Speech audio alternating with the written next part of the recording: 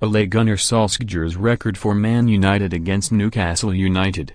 It was the very definition of taking one for the team. With Newcastle United's Rob Lee streaking away to score and almost certainly end Manchester United's Premier League title chances, Ole Gunnar Solskjaer made a lung-busting run and a split-second decision.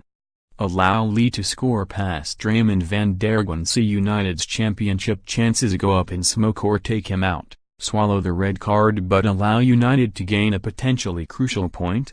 Solskjaer chose the second option, was dismissed by Uriah Rennie and walked off to a standing ovation from the Old Trafford crowd for his selflessness.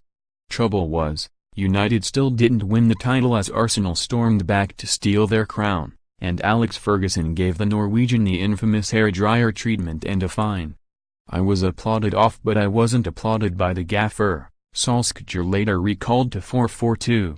"He laid down the law with me and said, 'At Manchester United we never win that way, we win by fair play.' It was an eye-opener for me. Some managers would have said, 'Well done, son,' but he would not accept that way of winning, which says everything about him."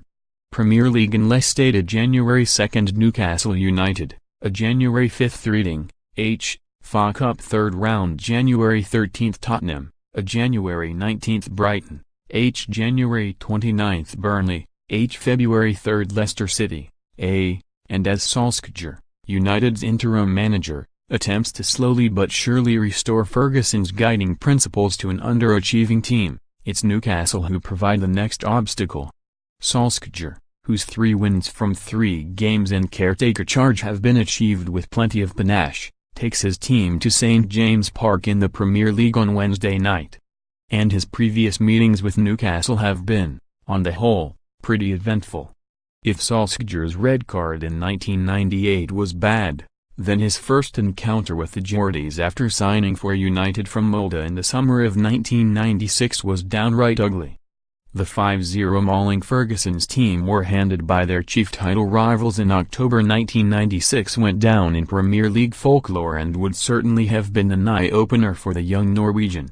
He toiled up front alongside Eric Cantona before being hooked rather ingloriously for midfielder Jordi Cruyff at 2 goals down on 56 minutes.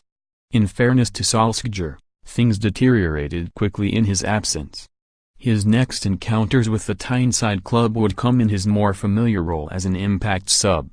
He played 18 minutes of a vital 1-0 win at St James in December 1997. And it was against Newcastle that United secured the second leg of their famous treble in 1999. Solskjaer, unusually, completed the full 90 minutes of the comfortable 2-0 win over Newcastle at Wembley, where goals from Teddy Sheringham and Paul Scholes won the FA Cup. As we all know, 4 days later Solskjaer would write himself indelibly into United history when his outstretched leg in stoppage time won the Champions League final against Bayern Munich. Other starts against Newcastle in the title-winning seasons to follow were less memorable, but he excelled during 2 high-scoring meetings with them in the 2002-03 campaign. Solskjaer scored United's 5th in a thrilling 5-3 win at Old Trafford and was scored the first of their 6 goals in a rampant 6-2 win at St James Park during the title run-in. A number of injury-plagued seasons followed, but there was one final flourish in October 2006. Solskjaer scored both goals in a 2-0 Old Trafford win that returned Ferguson's side to the Premier League summit, a position they would not relinquish until the trophy was under lock and key in May. If Solskjaer can embark on a similarly impressive sequence, starting at Newcastle on Wednesday night, then his Old Trafford tenure may prove to be longer-lived than expected.